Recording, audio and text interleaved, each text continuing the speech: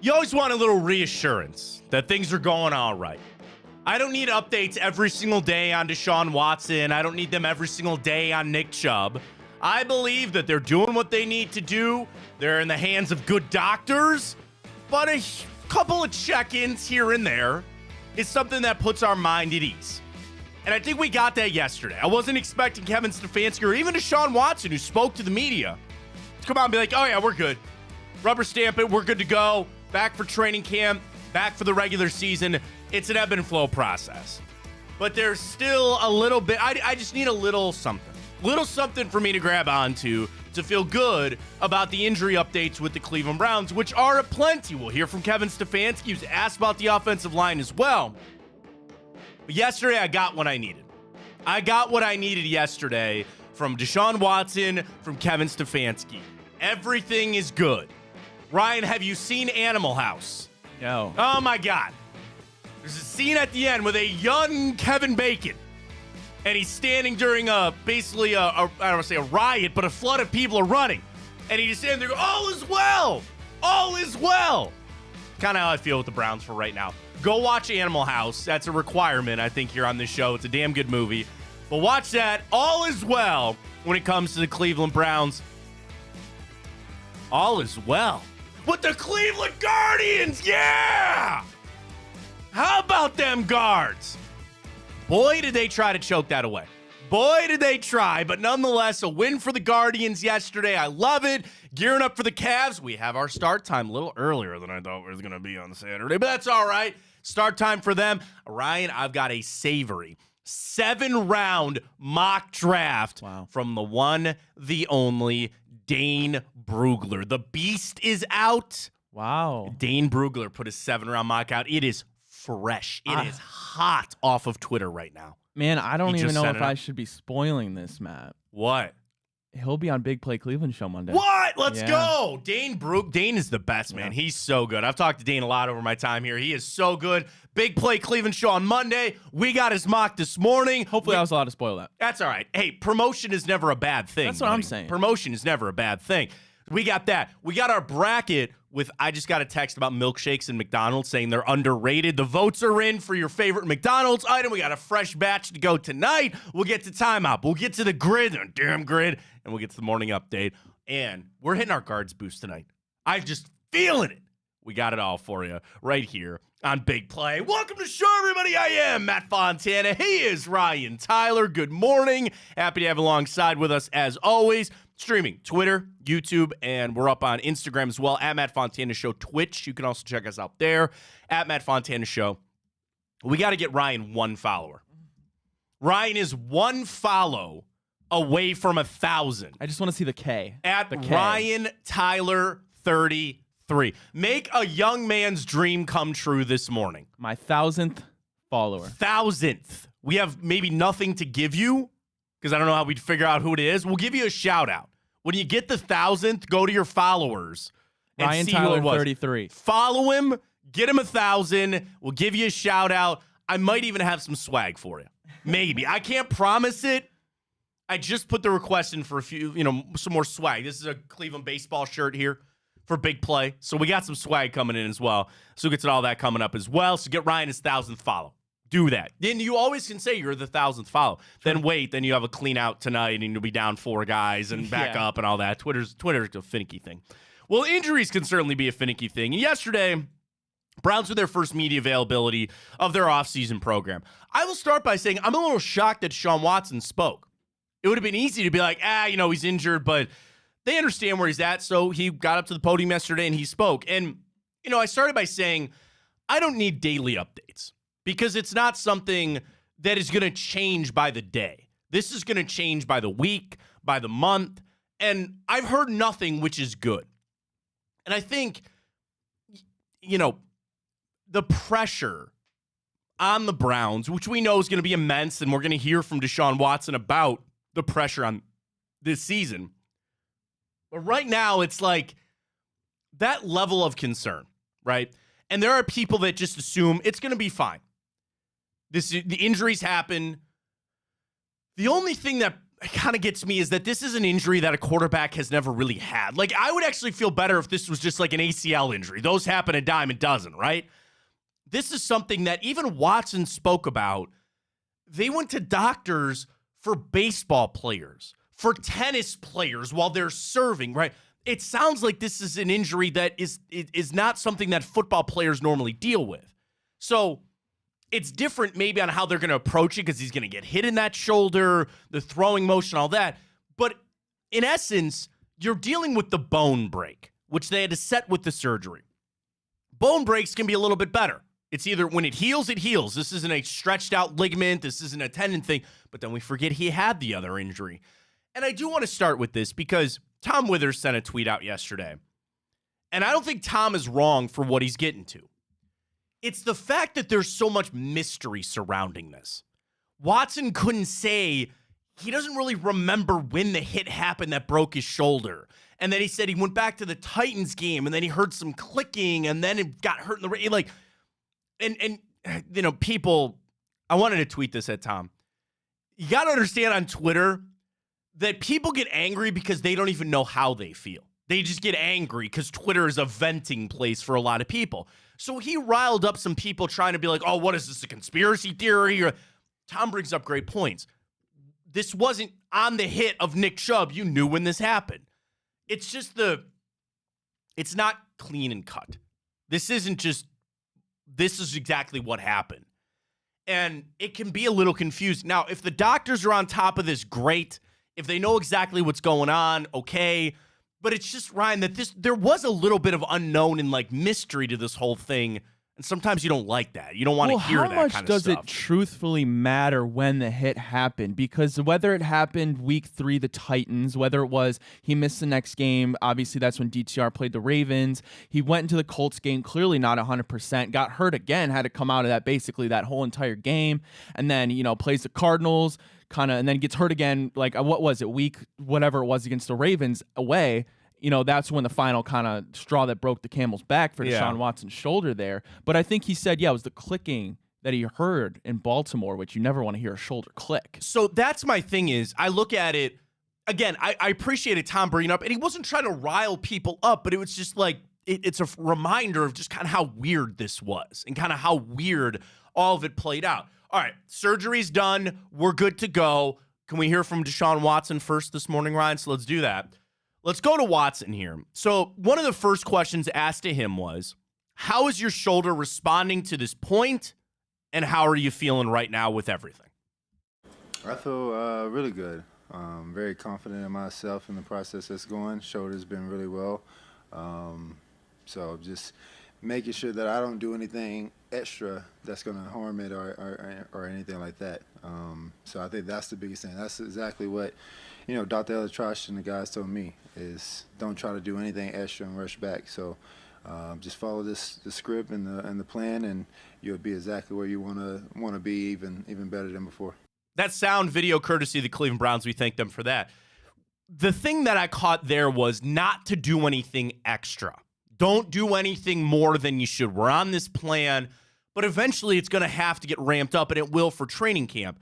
But I thought that was the interesting part of right now, because I wondered the question if he was going to throw during this period. There are reports that he is throwing, maybe a little bit here, a little bit there. But the thing about pulling the reins back, and when I think about injuries, you hear about players, and you want to believe in players like Deshaun Watson and Nick Chubb when you hear coaches say they're attacking their rehab. There's important levels to that. When you think about guys that are showing up every day, putting in the work. I mean, listen, it's not an easy thing. Coming off of an injury, and none of us have been in a professional sense of injuries, but what physical therapy is if you've ever gone through it. It's a really hard thing to do. So you would rather have guys that you say, you know what, we're going to pull the reins back on you here. We're going to pull you on back because we're going to know the plan. You don't want guys you got to get motivated. You don't want guys you say, well, you're not showing up for your rehab here. You're not doing the things you're supposed to be doing. It can really be the make or break part. It's a bad pun, and I apologize, but it can be the make or break thing on the injury if the guy's putting in the work. So I liked hearing that from Watson to say, I'm following this plan. We're not going to overdo it here. We're going to just go along with it. And then eventually with everything else that's going to play out. So another question asked to Watson, when are you planning? Great question from Jake Trotter. When are you planning or hoping to be 100% again? Again, video sound courtesy of the Cleveland Browns. I'm not sure. I mean, the plan is to, come back whenever they feel like, and I feel like we're on the same page that we're ready. So there's not a timeline or a date that we have that, this is when I'm going to be 100%. It's just kind of, how the process, it can be sooner than later. It can be later than soon, So I think it's just really depending on how each landmark we hit and how fast we can get it and how my shoulder is reacting. That's the opposite of what he said when he opened his restaurant, right? When he opened his restaurant, he said, I'm going to be good to go for week 1. I'll be ready to go. Yeah, you walk it back a little bit, and Watson's right. You could have a setback. You could have something that impacts where you're at or what's going on, and you change it. That's why I think going in slow like they are is probably the right idea. The thing is, again, I'm not involved in this. Ryan, would you not believe that week 1 is your deadline? Week 1's got to be it. And I'm not saying that they wouldn't put him out there if he's not 100%. Maybe he never gets back to 100%. I don't know. Those are all hypotheticals. I'd have to believe that week 1 against whoever you're facing, I almost said the Eagles, but we're not going to Brazil. Whoever you're facing in week 1, that's your goal. That's your deadline. I don't expect him to play at all in preseason, right? I don't. I really think that's probably the smart thing to do is to keep him out. Now we'll have conversations then about him not getting hit, right, and getting into football shape. All of that almost becomes secondary. Then I start to get worried about the start of the season, right? Is he going to be rusty? God, there's that rust conversation with him again. It just never goes away. He will probably go an entire offseason without getting hit. When they go to their joint practices, who is it? Is it the Vikings? So we play them, game 2 of the preseason. I'd imagine they're going to be yelling at the Vikings, go, don't touch him. That's usually the rule in joint practices anyway. They're full go in sessions and just not on the quarterback. Ryan, he will probably enter the season not taking a hit for almost a calendar year. And that's, maybe I'm making too much out of that. It's more about making the right reads and making the right throws and getting used to Jerry Jeudy and things like that. But it's something to be thought about where he said, we got to see how this all goes. I don't have a deadline. I got a deadline. I have a deadline. And it's week 1 of the season. The final thing I want to hear from Deshaun Watson is exactly that. This season. The question was, how big is this upcoming season for you? We all know the first 2 didn't go the way we wanted. So how big is this season for you, Deshaun Watson? For me, it's another opportunity for myself to just get on the field. I'm not making it bigger than what it naturally is. If I would have played the full year and we would have won the Super Bowl, it would have been the same idea, and vice versa. So for me, it's just taking it one day at a time, building the leadership that we built and carried over from last year, and getting this team exactly where we need to get to, and get ready to play each and every week. Video audio courtesy of the Browns. That's not it. That's not it. You know, he knows, I know, you know, the Browns know, Kevin Stefanski knows, my mom knows, your grandma knows, everybody knows what's on the line for this season coming up. So I appreciate Watson for not making it a bigger deal, but deep down, this is the pivotal year of his career with the Cleveland Browns. His tenure, in my opinion, is going to be decided by the 2024 season. I know he's coming off of injury. I know the Browns have bolstered this roster. They are ready to go. It's a big year. And Watson did the right thing. Hey, I'm not looking at this year any different. We got to do the same things. Sure, go ahead. But it's eventually, rubber's going to hit the road here. It's eventually going to be coming that time. We got to decide what this is. And the thing that he said there, right? If he had played the full year and we'd have gone and won the Super Bowl, it'd be the same thing. This is crazy. Not that I have a Super Bowl win to compare it to, but I think this pressure is much more than it would have been had they gone and won the Super Bowl. Here's my point. We win the Super Bowl last year with Deshaun Watson. The pressure then becomes to try to win another one. But you already got the one. And you can sit back and say you always did that. The pressure this year is potentially a giant shift in the organization.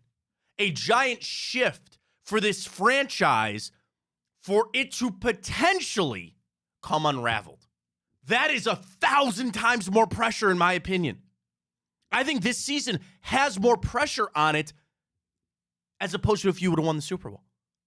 Because you don't know where we're at. And there is an unfortunate path that might be taken where it all comes unglued, man. Where this all comes falling apart. I don't want to live in that world. I don't want to think about that. And I'm all for Deshaun Watson going out there, playing extremely well. They'll restructure that deal, and he's here for another 7 years. I'd love to live in that world. I would. But the pressure is so much more because there's the unknown. Because you don't know what is going to happen.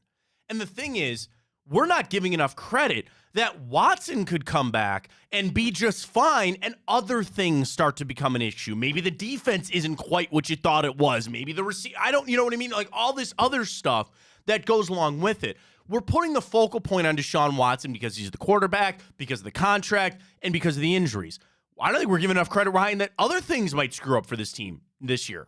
But it all still comes back to the same point. It's got to be on this year. So I appreciate Watson disarming a little bit to say, I'm approaching it the same way that I would any year. But, bro, we can't. We can't. I'm not. I don't think the fans are. And I don't think deep down he is. Or the Browns. No, I mean, you were spot on. You talk about it. Yeah, of course, there's important pieces. There's Miles. There's Denzel. If he's healthy, I mean, anything can happen. Anything can go wrong in an 18-week season. Excuse me, but it does. We've been talking about it all offseason. Everybody knows everything falls on Deshaun Watson. We've seen how good teams can be, but that doesn't matter. It's all moot if you don't have an elite quarterback at the level of the Patrick Mahomes, of the Josh Allens. You're going to get nowhere, and that's unfortunately what happened when you brought Joe Flacco and you had the magic, but it ran out. You need Deshaun Watson to be 100% healthy because that's the only way you're going to get the Deshaun Watson that you traded for, that you gave up so much for, that you gave a historic haul for. And talk about pressure. Nobody wants to be tied to the worst contract in NFL history, and right now he's on that projection. He can turn it around easily, obviously. Right now it's Russ, I would still say, because we have some sliver of hope, whether some people gauge it as a bigger one or a little one. But I'm still confident, Matt. But I did find it a little bit interesting. Yeah, he did kind of turn gears back at his cheesesteak place when he said, I'm going to be 100% healthy to go week one. I don't know if somebody told him. I appreciate the optimism. I don't know if somebody told him, maybe let's take it back a little bit. You know, we don't want to give false hope here. But it was a little bit interesting of a little change of direction there for Deshaun. See, but here's the thing, though. What he said is what I have to have. I'm talking about his restaurant, right? Because when the season kicks off, I will have no excuses. That's the thing. That's the other issue in all this. is that me as the fan, I'm going to look at the first game of the season and I don't care. And that's not right because he could still be injured. He could still be having problems. There could still be a setback, which I don't really want. But that's the problem. When we kick off the season, it's go time. I've got no room for anything else. I've got no room for, again, a serious shoulder injury. But I won't have, and that's wrong of me, but I can do that because I'm a fan. When we kick the season off, I'm going to ask them to go out in there and win a lot of football games. I don't care about anything else. Right or wrong, that's how it's going to be. So again, I appreciate where Watson, at that point of his restaurant, saying, no, I'm going to be good. I'm going to be good to go. It gave us a little confidence. It gave us a little, breather. And we didn't ask the question this morning because we've already kind of talked about it, of the Chubb versus Watson injury. We've actually asked, how concerned are you about Deshaun Watson's shoulder injury, right? And a lot of people came out somewhere in the middle of like, I'm a little concerned, but nothing crazy, right? It's all going to go away. It's all going to go away. That third week of September, second week of September, whenever it is when they kick off, that's all going to go away. You got to get to that point. And it might not be 100%. It might be that 70%. Doesn't matter. I'm still asking him to go out there and play well and go win games. Let's hear from Kevin Stefanski now. So he spoke yesterday on a litany of things as well. First up from Coach, where do you think Deshaun Watson is at right now? They have a very, very good plan.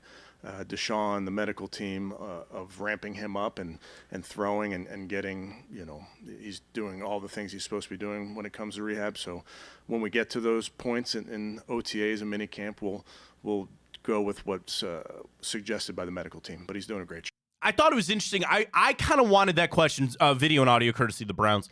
I wanted to know if he was going to throw during this period. If this was something that he eventually might hit that. Now, right now, in these phases, so these OTA phases that they go through, they're only in the weight room and the classroom. They're actually not even on the field right now. They're in the classroom going over stuff, installing this, doing that, working out, that kind of stuff. So I just wondered, and I don't think Stefanski would ever give the answer, Ryan, because you don't want to, oh yeah, he's going to throw next week, right? You just got to let it go slow with that kind of stuff. But I wondered what that plan is, just if he's eventually going to throw. But again, they're all leaning back on the medical team to kind of make and pivot the moves that they really need to. We'll see how it plays out. And people here, especially, not our faults, but we got caught up in last year. What was the magic word, Matt? Zip. Yeah. It was zip. He's got it. He's back. If I see a video of Deshaun Watson coming back and his zip isn't there, people are going to freak out for no reason. He'd be out there with the radar gun. Yeah. Be like, all right, what do you got here over here, man? Let's go. Yeah. It's like, come on. But no, I expect soon, hopefully, to see video of him throwing because it would be encouraging at the least. I think we all need to see that eventually. Now, Because he you was need proof. supposedly throwing. It'd be nice to see. You're right. There's going to be football people out there ask, "Go, oh, hey, did you see the angle of projection on that tilt throw. on the football, Ryan? Did you see the RPMs on the football? It's looking good, man. Arm strength is just one thing. I had somebody tell me this a while ago on Watson. They go, yeah, the shoulder is a major part, but let's not forget the legs are just fine. And I'm not asking him to run as much because that's kind of when he got hurt. But to make the plays, you still need the legs there for him as well. So the plan is there. We'll see how it goes. The other major injury facing the Cleveland Browns is Nick Chubb. Question to Kevin Stefanski yesterday. Has a timeline now been crystallized? Good word usage there. With Nick Chubb coming off these surgeries, a better idea of when he's going to be able to return. Video, audio courtesy of the Browns. Here's Kevin Stefanski on Nick Chubb. I don't know that we'll go past, today and this week. At least that's the way I'm looking at it. I can promise you he's working very hard. Early in the morning, he's here. He's attacking his rehab. That's the best way I can put it. When he's ready, he'll be ready. That's a great coaching cliche. He was really attacking the rehab. He attacked the playbook, Ryan. He's really gotten in here and got it done. That being said about Nick Chubb, isn't it interesting the dichotomy? Another $2 word there for you. Between Watson and Chubb. I don't think I've met nor talked to a Browns fan that has a doubt about Nick Chubb's ability to return. Why is that? Because Nick Chubb was viewed as an elite running back before he got hurt. Yeah. What's the flip? Deshaun Watson, his elite status had been erased. That's something else when we talk about these guys. Watson at one point was elite. Ryan, that was 4 years ago. 4 years ago. The suspension, really, I'm talking about the year off in Houston, then the suspension here, now the injuries. I don't think you find anybody that would call Deshaun Watson elite today. Now, what you grab onto is you believe the return to elite. That's why it's so different between these two. If you had Deshaun Watson in the place that Nick Chubb was, I think we're singing a different song this morning. We're having a different conversation. You feel more optimistic about the season, but it comes back to position, certainly, but also what they showed you right before they got hurt. Yeah, I was going to say, and it's 1,000 times easier for Nick. And this isn't talking about the injury. I'm not talking about coming back from their specific injuries. That's not what I'm talking about. But it's 1,000 times easier for Nick Chubb to come off an injury, get in that backfield, and do what he's been doing his whole career. Find the gaps. He's an elite player. He's an elite playmaker. He's one of the best, if not the best, at his position. Deshaun Watson now, who has yet to put together a complete set of games that we can look at as a sample size, now has to come back from yet another injury and now adjust to what's going to be an insanely tough schedule, as we saw. I think it was, the 30th tough schedule in the NFL? That I got some people on that. He's got everything stacking against him. Yeah, that's another good point. Warren Sharp, I sent this out yesterday at Matt Fontana 83. Warren Sharp did his statistical breakdown. The Browns have the third or fourth hardest schedule. I got some snarky replies to say, yeah, look at the rest of the AFC North. Because, the Steelers have the second hardest, and the Ravens are only one spot ahead of us because we play each other. Yeah, but I could go right back and say the Bengals have the second easiest. Yeah. And that's, according to these. Right.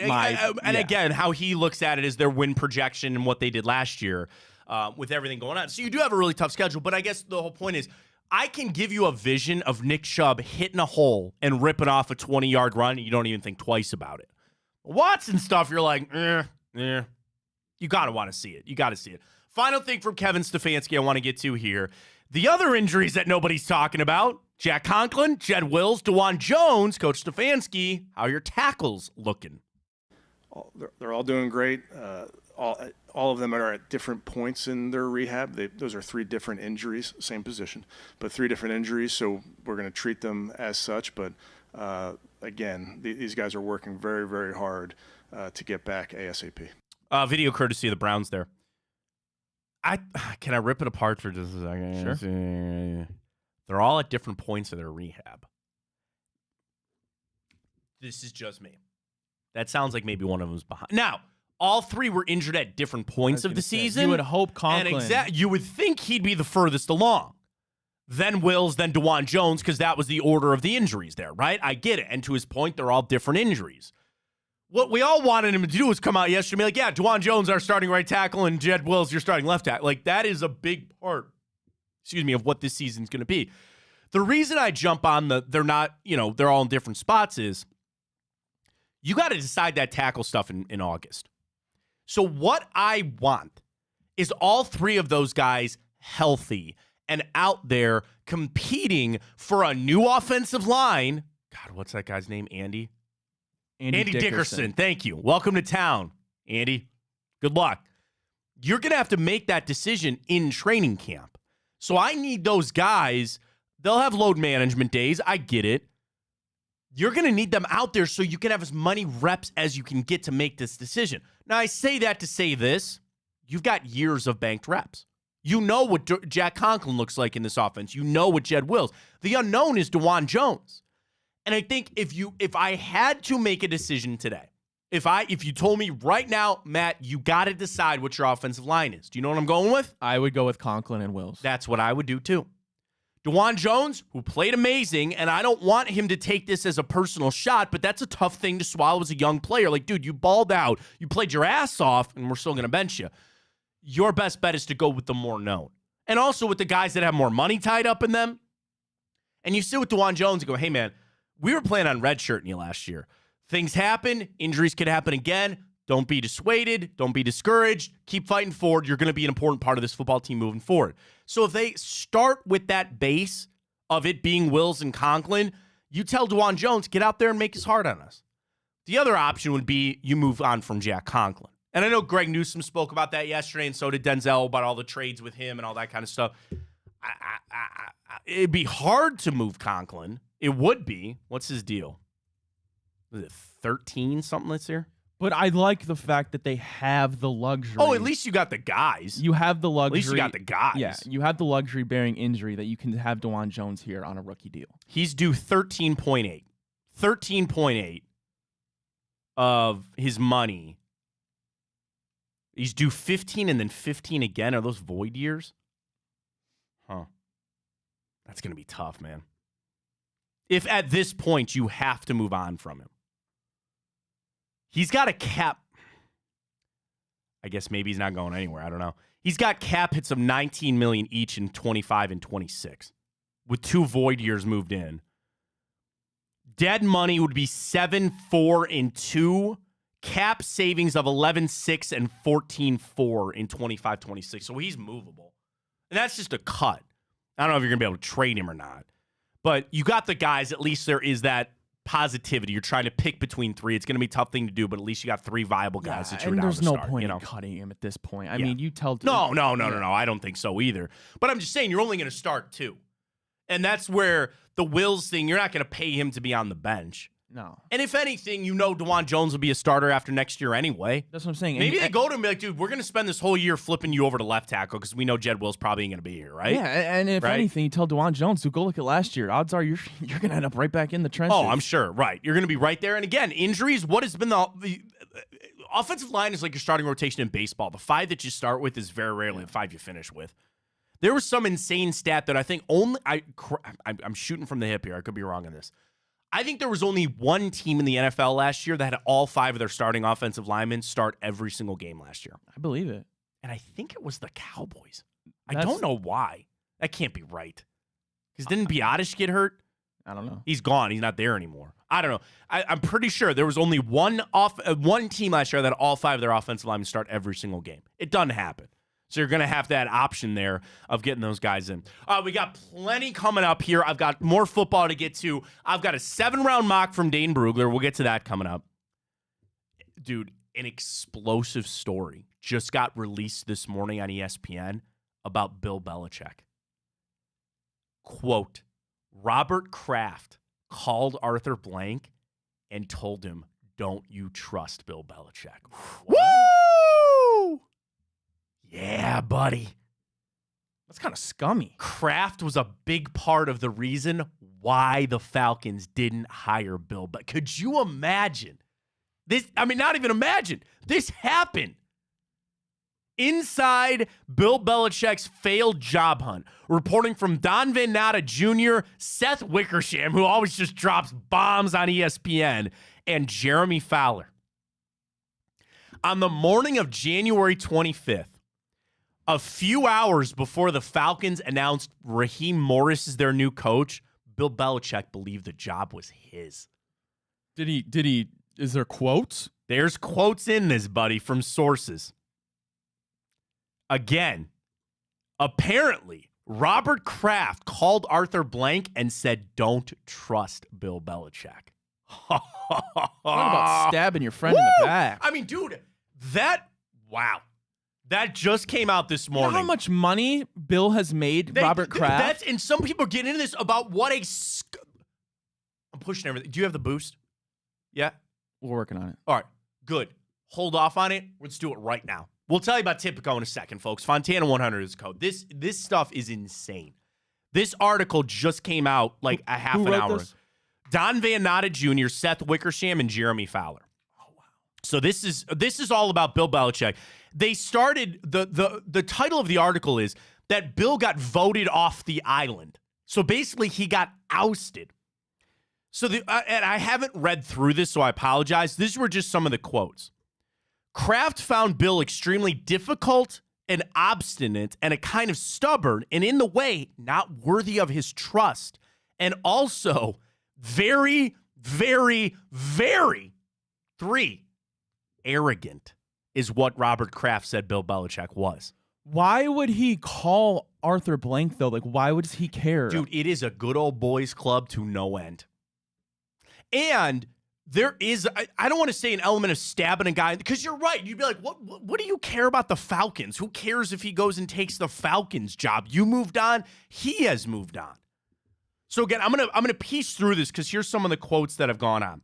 So again, It starts out by saying that the morning the Falcons hired Raheem Morris, Bill Belichick woke up that morning and thought he was getting this job.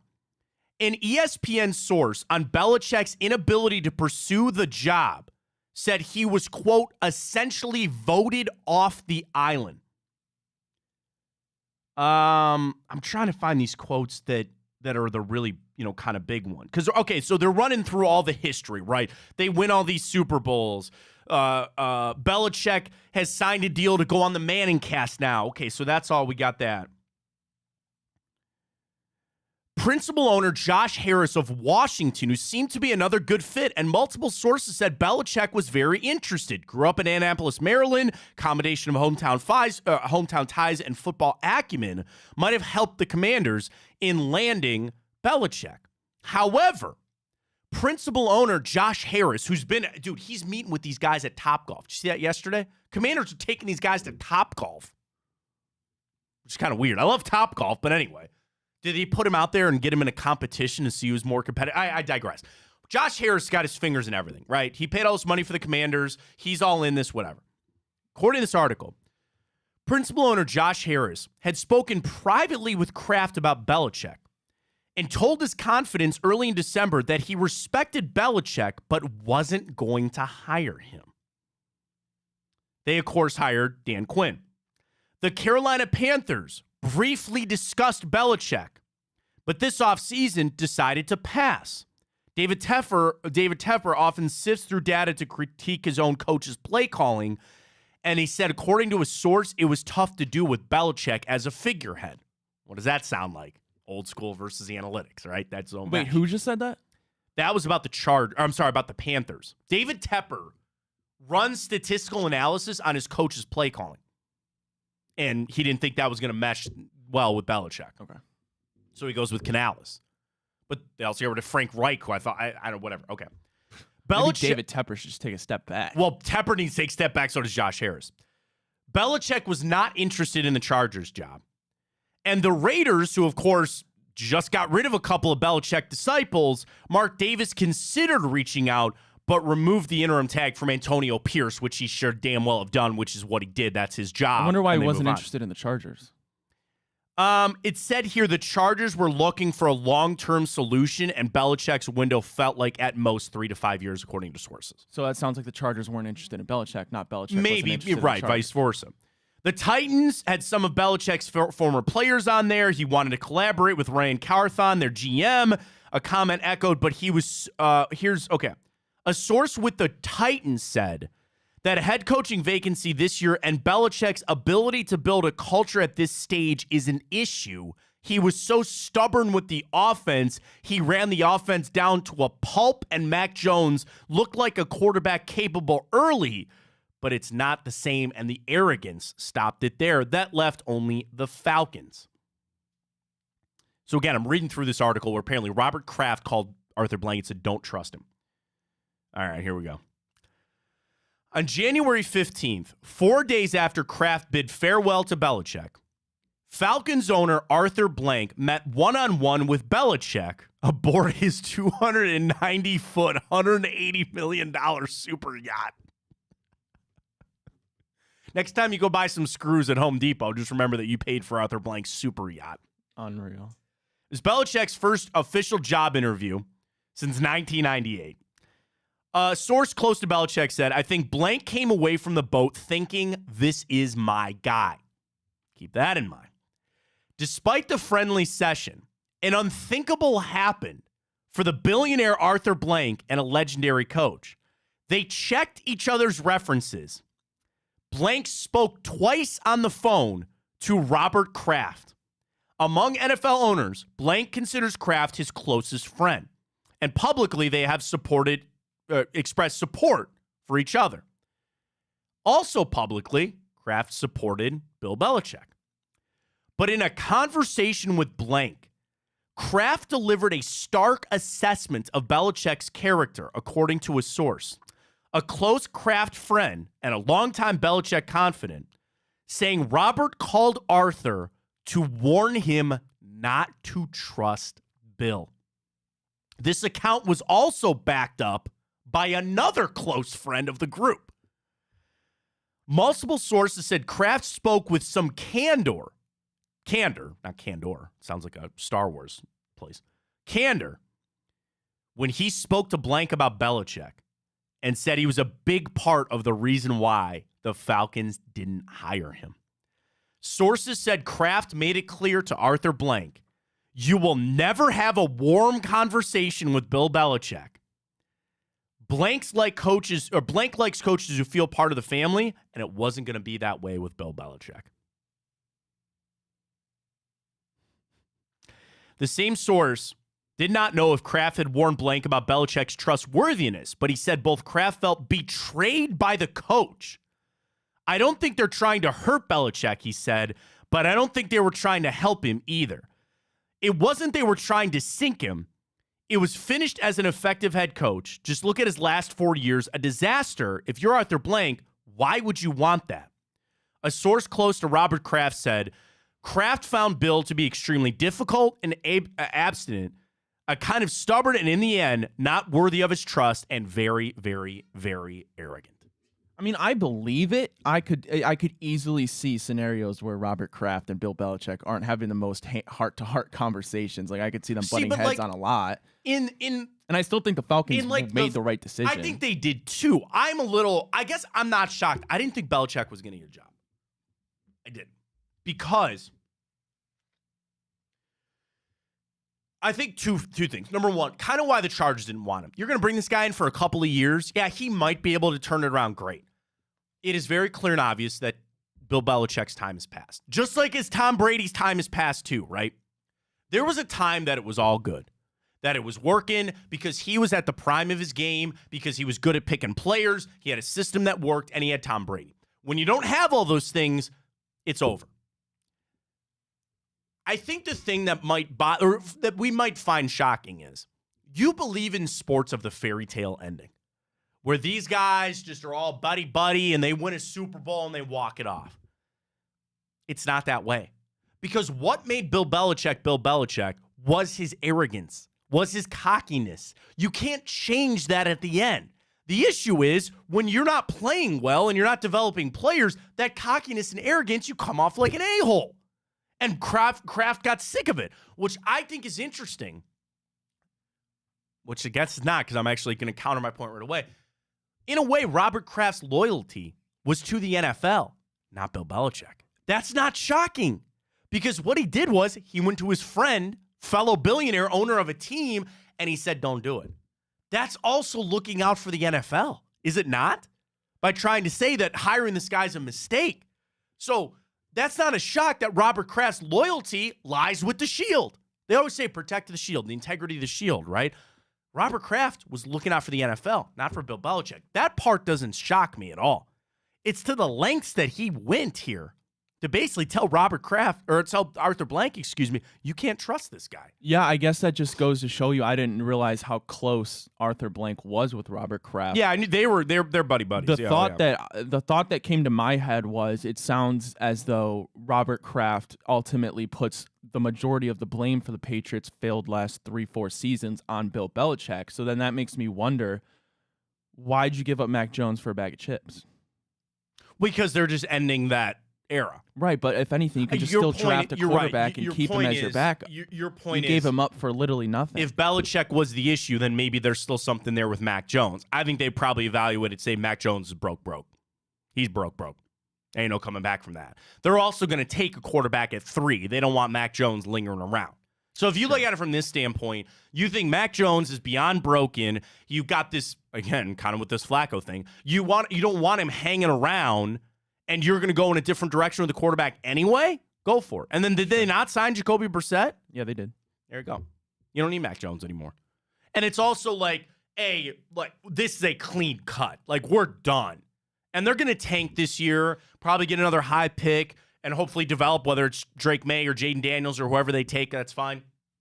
They're taking a quarterback. There's no debate on that, in my opinion. So you're clean cut. The thing is, with dynasties like this, and some people are waking up this morning having this conversation about the Warriors, right? Because that dynasty is over. They're done.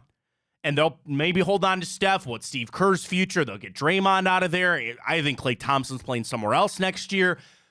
The end of dynasties very rarely are easy. They're very rarely clean cut and everybody's saying, I wish you well out the door. A lot of times it's this. It's finger pointing and it wasn't my fault. It was their fault because egos get in the way. To build a dynasty, you have to have egos.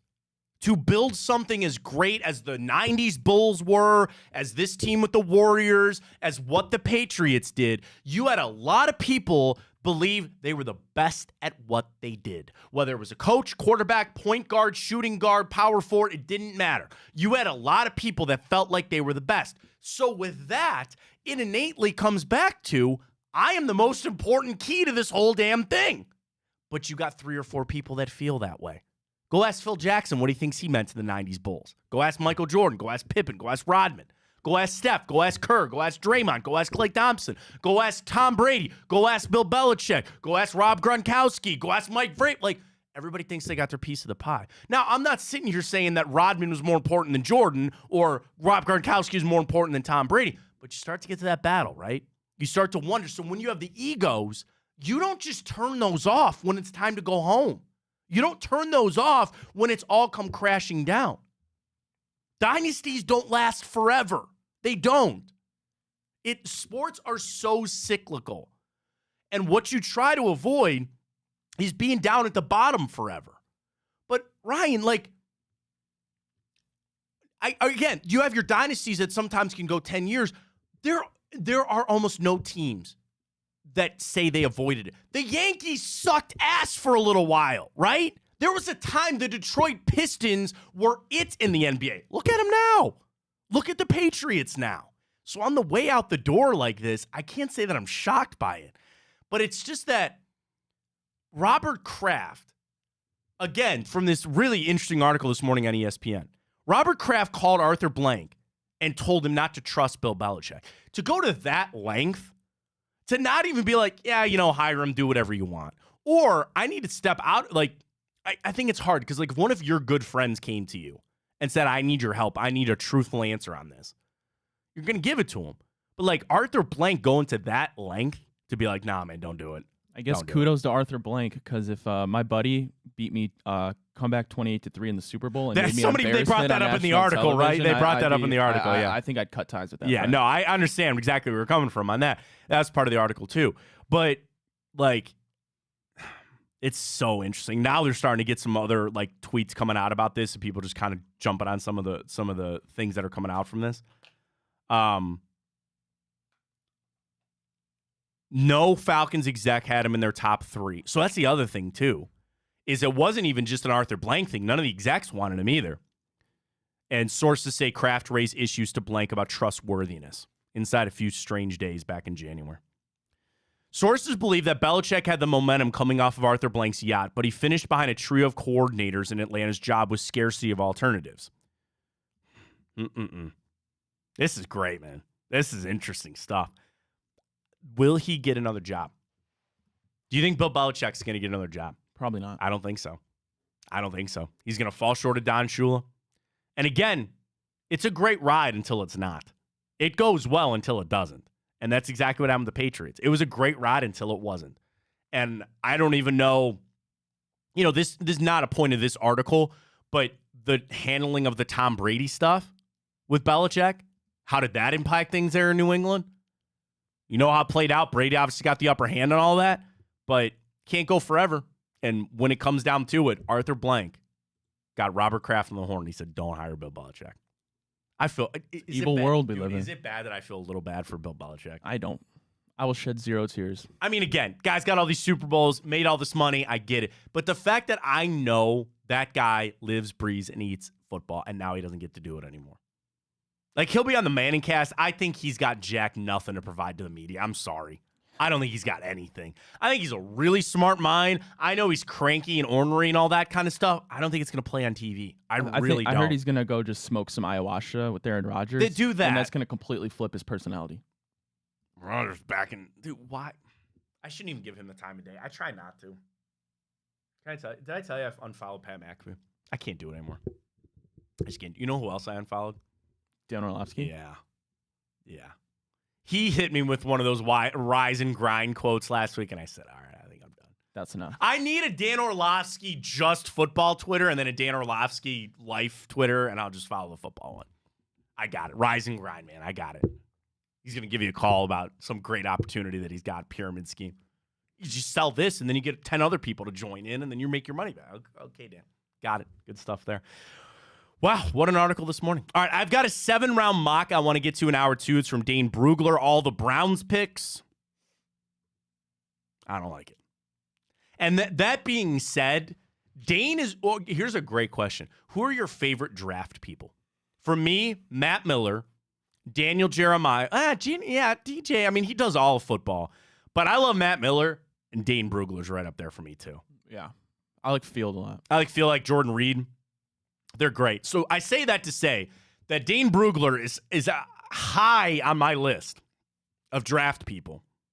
But I don't like the draft that he gave for the Cleveland Browns. We'll get to that coming up in hour 2. We got plenty with the Cavs as well because it's official now, the time for Saturday. A little earlier than we thought.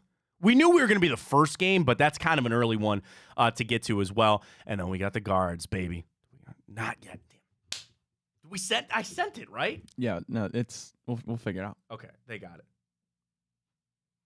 Oh, they did put it in, but then they didn't. They forgot something out. Yeah. That's all right. We'll get it kind of done on that. Guards last night, though, man. That's a nice win there for them. Bats are hot again. Yeah, man. Hot again. Gabriel Arias is on a tear. No, it's going to be awesome. The thing is, I look at the Guardians. Sorry, I'm getting ready to go for all the Cavs and all that kind of stuff. For the Guardians, yeah, some pitching woes here and there, some issues here and there. But if your bats are going to keep showing up the way that they're showing up, you're going to be in a lot of these games. And I think I saw from Reflog this morning. You wake up with the best record in baseball. Is that a fact? Best winning percentage. Best winning percentage in baseball. Best winning percentage. We've missed some games, 12-5. Stone cold fact. Yeah, 12-5, man. Only a game up on the Royals. We're still early. That's all right. We got plenty of time to go. But we'll get to our Guardians boost a little bit later as they're taking on the Red Sox. They finished that out, right? Tonight's the last game of that series, right? I believe so. I believe so. Where are they at after this? Should look that up. We are home against the A's. Oh, we welcome Boston back to town next week. Little weekend series against the A's. All right. Get fat on them. Oh, no, we have one more tomorrow. Boston, 1:35. I thought it was weird that today was not the getaway day. Tomorrow is 1:35. We'll take on Boston for a little 4-game set. Guardians starting to turn things around. It's great. Cavs time is out, so we'll discuss that more coming up. I thought it was really interesting on Chris Fedor's article talking about Donovan Mitchell and the excitement around this postseason and what it might mean for his future. We got it all for you right here on Big Play. Folks, Tipico. NBA Plus. What did I tell you last night? I told you. Lakers Kings. You went Lakers Kings. I did not bet the Kings. I should have, but I did bet the Lakers. Folks, we have an amazing promotion with our friends at Tipico. Here's how it goes. You place a same-game parlay on any NBA game, NBA playoff game. For every 3-point shot made in that game, you will get a bet credit back into your account. That's how this is going to go with Tipico. And what I love about Tipico is so great. You are going to bet like you normally would. You're going to bet like you would just on these games. So why not jump in and grab the rewards, the cash back that we tell you so much about? That adds up. The boost, the parlays, and you can get your bonus bets for new customers. So here's what you do. If you're a new customer, you've not signed up for Tipico, now is the time. Use that code Fontana100 when you sign up. You deposit and bet $25 on whatever you want. When that game ends, get $100 in your bonus bets for new customers. Terms, conditions apply. If you have a gambling problem, please call 1-800-GAMBLER. They have the highest cash back in the industry. Get up to 5% cash back on your bets. Clear, automatic, and unlimited rewards just for betting like you normally would. And there's value in almost every bet that you place. Here's where it is again. Bet on the NBA playoffs with Tipico. A same-game parlay on any NBA playoff game, and you'll receive a bonus for every 3-point shot made in that game. Can I go to the games last night? How many threes did we have made there? Here we go. Scores last night. Sucked about Zion getting hurt, but I was happy because I had the Lakers, so I'm not that upset about it. Lakers-Pelicans last night. combined for 14 and 9. So you got 23 threes last night. Cash back on those. Warriors Kings, 10 and 18, 28. Could you imagine if you did a little same-game parlay? 28, 24, 42. Let's go. Sounds like free money. That's free money to me is what it sounds like to me.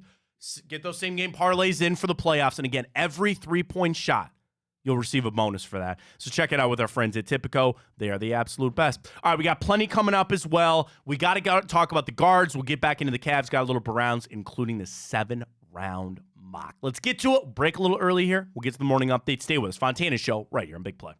Well, how do they know I'm doing this? Did somebody leak this out? It's social media. Oh. It's just, that's the way social media works now. I thought maybe you were just running that yap.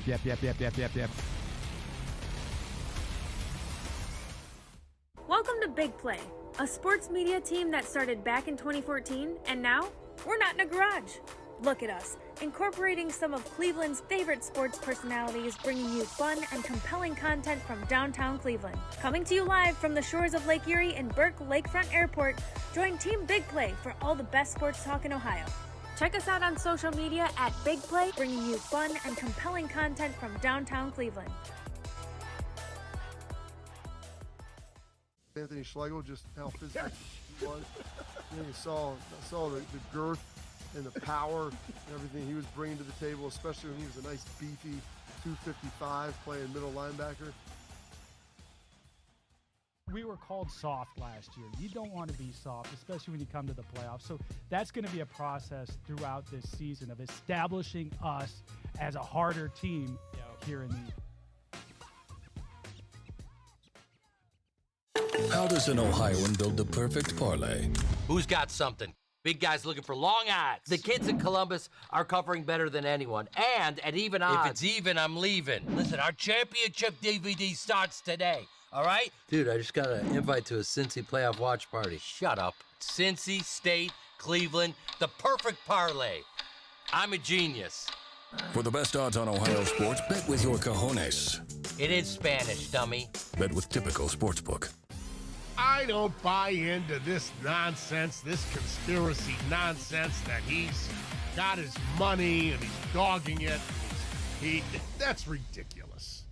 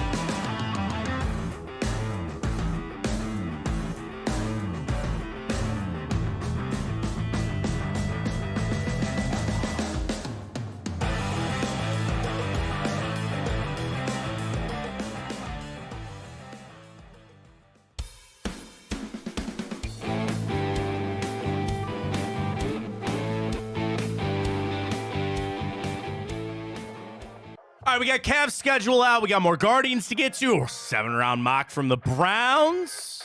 Welcome back. Matt Fontana, Ryan Tyler. Did you get your 1,000 follow, by the way? Oh, let me go look. Go look. Follow Ryan. Somebody go follow Ryan at Ryan Tyler 33 so we can get. Damn it. Somebody follow Ryan. What you're gonna get is. You know, it's gonna flop. It's gonna go up and then go back down to 900 something. Yeah, that's because somebody's just gonna be an a-hole and go ahead and drop back out of it there. But still, nonetheless, go follow Ryan at Ryan Tyler 33 so he can get 1,000th follow. We'll give you a shout out here on the show. But nonetheless, follow there. Let's get to it. Schedule, guards, Browns, and a retirement last night. I even throw that on you. Jeff Rimmer retired last night as the Blue Jackets' longtime TV announcer. Shout out to him. The best. Ryan, take it away. All right, Matt. Well, the Browns' voluntary workouts began yesterday as we're getting closer to the NFL draft and closer to the NFL season. We got to hear from Kevin Stefanski and Deshaun Watson, of course, Matt. Tell me your biggest takeaways. I think the updates were important on the injury front. I want to give credit, and I don't know. I feel bad because I should find out who asked this question. I want to give credit where credit is due. Somebody asked Kevin Stefanski, the question was, as far as the offensive meetings at this point, is Dorsey starting to unveil your new playbook? That was a trap question. And Stefanski said that's what coach is doing right now with the offense and then some of the quarterbacks as well, trying to catch these guys up on a bunch of things that we're doing. Some are the same, some are different, but Coach Dorsey's doing a really nice job. They tried to get him to trip up to say if it was his playbook or not, because the question comes back of who's calling plays, how much is getting inserted. Listen, they brought Ken Dorsey in to not overhaul the offense. This offense is still going to be Kevin Stefanski's game here. You want to add some wrinkles? You want to add some things that Dorsey has seen?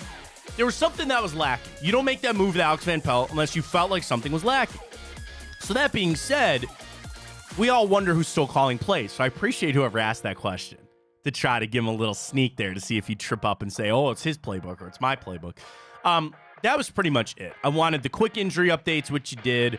You've got these meetings. There's really not much else to be had. At this point, again, it's injury updates. Now, we speak to Andrew Berry tomorrow. Or no, wait. What's today? Wednesday. I've been all thrown off, man. Tomorrow, Andrew Berry will speak.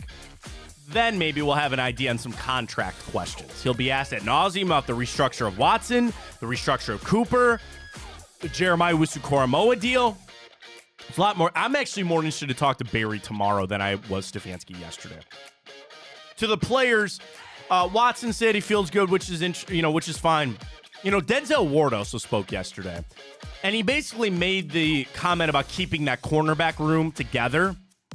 They hear the trades, and if you watch our show, I'm not trying to trade away Greg Newsome. I'm fine with Greg Newsome being here. Stop smiling, Ryan. I'm not trying to trade him away. It's just that makes a little sense to me, I get where Denzel's coming for. He wants to go to bat for his guy, and he feels like the corner room, where they're at, they should be considered one of the better corner rooms in the NFL. I think they are. You have an elite guy in Denzel Ward. You got really solid players in Newsome and MJ. I'm all for it. I'm just, again, reading the tea leaves on this. He's the guy that gets brought up. So other than that, not too much to take away from today, or yesterday, but tomorrow, I think it's going to be a really interesting day with Barry. What's he got to say about that Watson restructure?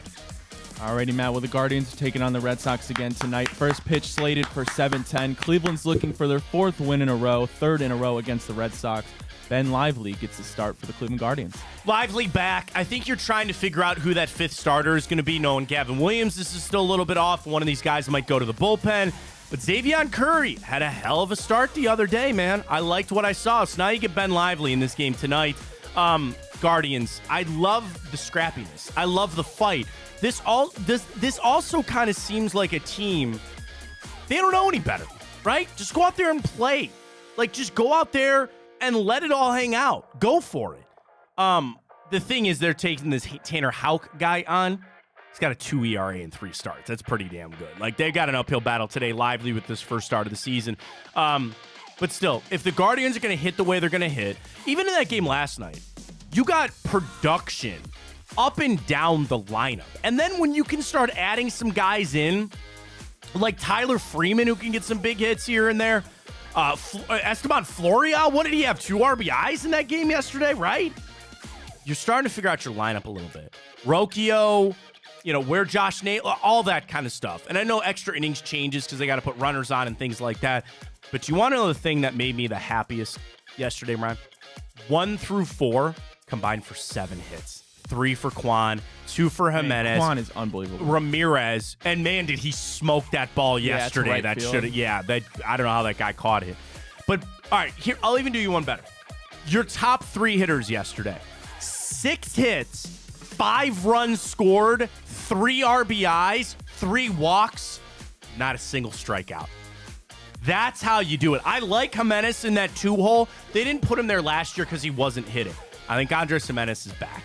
And you need that top of the lineup. You've got some speed. You have some other guys filling in where you need them. Love the bats. Love this offense. Keep it going because it's contagious. Hitting becomes you don't want to be the guy to let the inning down or let the lineup down. They're hitting really well, and I love to see it. Alrighty, well, Matt, a little breaking news. The Browns have officially announced the permanent change to white face masks. Yes. You like it? I do. I do. The white, the apparently glossy helmets that they're going back to, the gray never worked, the brown never worked, the white is where it's at. It just, here's my thing on the white face mask. It was the majority of my life, the majority of my Browns fandom since 1999. It makes the orange pop. It does look so much better. It looks so much better. And I know that they had to do this change because they're also changing the logo, so you had to wait the 2 years. I saw everybody dancing on the graves of those just horrible Jets uniforms. The Browns used to have them because they're done finally. There's some bad looks out there. The Browns are now back to a good look. I like the uniforms. The white face mask just makes the orange pop on the helmets, and it looks so much better. It really does. I love it. It's a great change. Here's the other thing, too. Can I send this to JW? Or the Haslam's or whoever. Yeah. No more changes. No more. You want to add a third helmet? Do it. They're going to allow third helmets starting next year. Give me give me a brown helmet. Give me a white, a brown, and an orange helmet. That's all I need, right? Don't change this one anymore. Don't change the uniforms anymore. They're fine the way they are. Don't touch them. That's it. Classic is fine, but this is such a great move. I'm so happy that it's back. The first round of the NBA playoffs kicks off this Saturday, Matt. We finally got the times released and the matchups. The Cavaliers and the Magic are going to be the first game, tipping off at 1 p.m., followed by the Suns Timberwolves at 3:30. Knicks, the winner of the East play-in, probably going to be the 76ers. And then followed by Lakers Nuggets, the late game at 8:30. Yeah, I mean, I'm excited that the Cavs. I kind of actually, I don't know. Here's the issue, man. You win. You sit down the rest of that day and you got you're just, oh yeah. You just sit back and you're just fat in your chair and you grab a garage beer and you just, oh yeah, man. Woo! But you lose. The rest of that day sucks ass. And that's the other issue. Love you guys. Garage beer. I wish I could drink.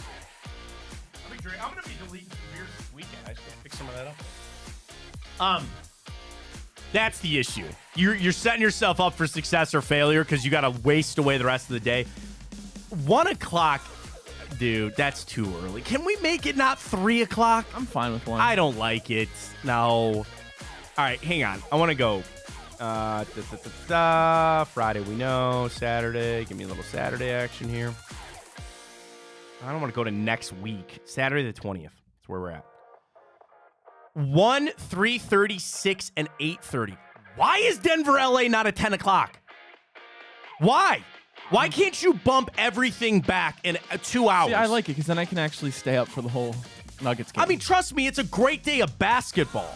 But imagine if the Cavs started at 3:30, right? And the thing is, they did set it up kind of how we projected. They're not going to have, and they don't want any overlap with these games. If anything, it's the final few minutes of a game before the other game starts. You're all day. ESPN, ABC. Those in a row. Yeah. And then again, we also have another 1 o'clock game in there, don't we? In the series I'm talking about. We got another 1 o'clock before we hit to some 7 o'clock games, I'm pretty sure. Game 2 is slated for 7 I think PM. it goes 1, 7, 7, 1 again. You'd be correct. Yep. There it is. So, it kind of sucks. But again, you're in this. You're not some of the top teams. I understand. I get where you're at. But I just hope that, because if they win, then the rest of the day is like euphoria. The rest of the day, you're just in heaven. I'm not sure how much basketball I'll be watching if they lose. That's my whole point. You're going to turn it off, and you're not going to want to deal with it. But if they get a win, which I think they will, then you're feeling good for the rest of the day. All right, well, the West playing games were yesterday. Tonight is the East playing games, Matt. The Heat take on the 76ers. Philly, a 5.5-point favorite. Meanwhile, the Hawks and Bulls, 3.5-point favorite there for Chicago. You went 2 for 2 on the West, so give me your projections for the East. Here we go. Give me the Heat plus the points. I think Philly will win, but I think the Heat are going to cover. Okay. I know it's at Philly. I guess I just don't know if I can just buy into, Philly's back and they're good to go. I don't like. I'll tell you the one I really like. Bulls -3 all day long. I don't believe in the Hawks for a second. Against the Bulls. Now you got me rethinking everything. Now you put the pressure on me. I went for 2. I felt so good about the games yesterday. Oh, man. I don't know, man.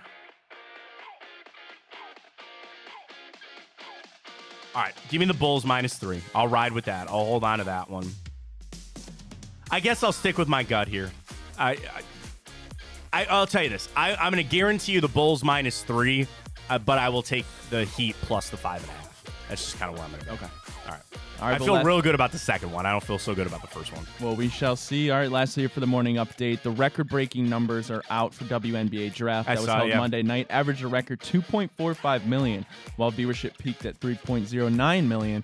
This is the previous draft record was just 601,000 back in 2004 when Diana Taurasi went number 1 overall. Did I say that right? Taurasi. Yeah, Diana Taurasi. I mean, great in the other, you see the Masters numbers way down for Sunday, which is great, but not good for them, but great for the WNBA. Awesome stuff on that. I think people are invested. Now you know where these ladies are at, what team they're on. You start building that fandom. You can't just create fandom, you got to build it. And I think WNBA is certainly doing that, so great stuff on that. Are we still doing it? See how we do. We got damn close yesterday. Yeah, we did. We were what, 8 for 9? Yeah. We got help on the other one. I'm going to turn my phone over. I don't want to do any help today. Ryan, let's get to the grid. Let's see what we got. All right, you know how the grid works. We hate it very much. Let's see how it goes. Timer has started. Let's rock it out. First team off pro. Do Patrick? Yes. Fontana. Devontae Adams. Because, again, I'm assuming at some point in their career. Luke Kuechly? I was going to say Cam Newton, but Luke Kuechly is good, too.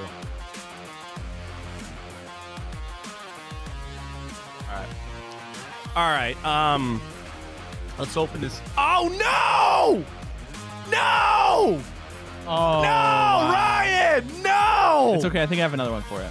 Go for it, then.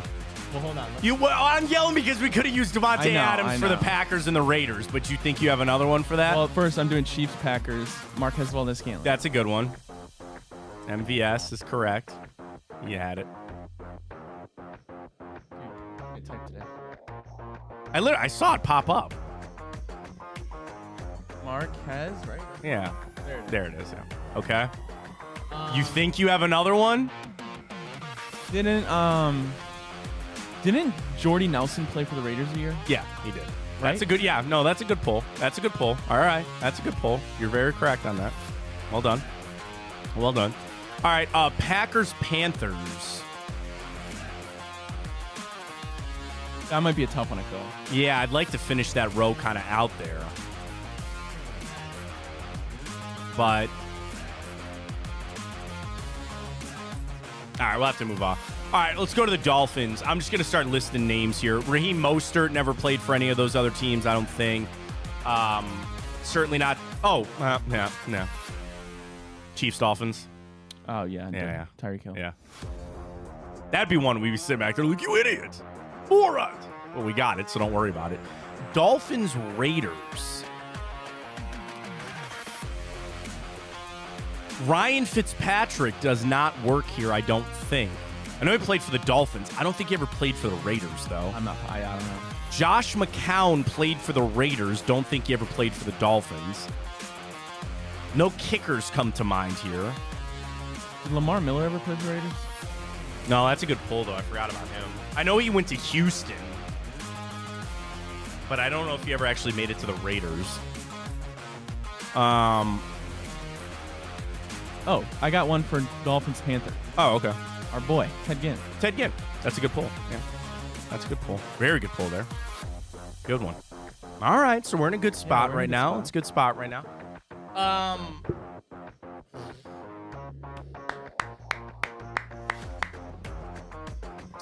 I'm just saying, like, did Charles Woodson ever play for Dolphins? No, because I mean, there have been some so many legacy. legends I know that we're like, wait a minute, year. we never knew he played. Right? No, I get that.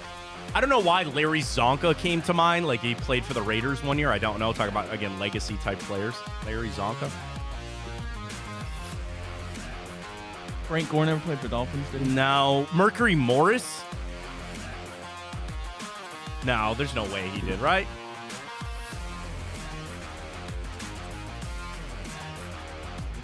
Now, just Chargers the 1 year. All right. Bob Greasy? Can you give me that? Miami. Jason Truznick, did he ever play for the Raiders? No. So here's what he did. Again, my step cousin, now head coach at Strongsville. He went Jets, Browns, Dolphins. Jets, Browns, Dolphins. Bob Greasy played his whole career with the Miami Byron Dolphins. Jones, is he still in Miami? That's the thing. We're not good on the linemen. We're always missing linemen on this thing. Mike Gesicki didn't go to the Raiders.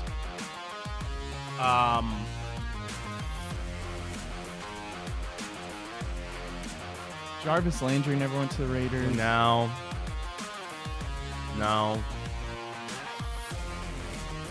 Oh, man. Who's some Dolphins quarterbacks before Tua? Ryan Tannehill didn't Chad go anywhere. Pennington. I don't think so. Dan Marino. Dan Marino. No. Carson. I'm saying my Raiders quarterbacks now. Carson Palmer, no. AJ McCarron, I don't think so. Skylar Thompson's only ever been with Miami. I feel like there's somebody like that. Some sort of kind of just career backup kind of guy. Raiders, Dolphins. I feel, and again, these are two legacy programs. Wait a minute. No, I don't think so.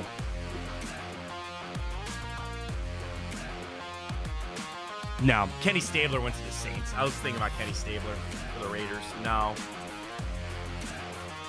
Oh. Jay Ajayi? Did he ever play Did for the Raiders? Ricky Williams ever go to the Raiders? I don't know why. That smells like, I think, Ricky Williams. Now, again, I know he got drafted by the Saints. Now, Alex Leatherwood? that's a good pull. Did he ever play for the Dolphins? I don't know. He came to the Browns. Because remember when he got drafted, everybody goes, what the hell are they doing? A lot of Raiders picks that way. No, not on Alex Leatherwood. Son of a gun. Can we try flipping over to Green Bay? Yeah, we can try Green Bay Panthers on this one. I'm trying to run through guys that are there now. Like Miles Sanders, no. Adam Thielen, obviously not. Tight end wise, I'm not smelling anything.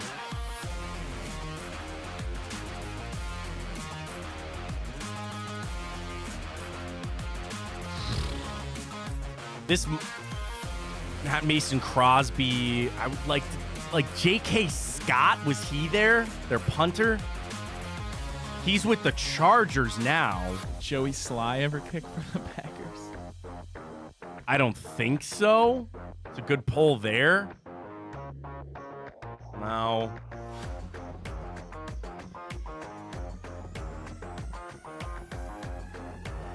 Damn. D'Angelo Williams? I don't think he ever went to Green Bay. Jonathan Stewart, no. Jake Delhomme? You ever play for Green Bay? I don't think so. Matt Flynn?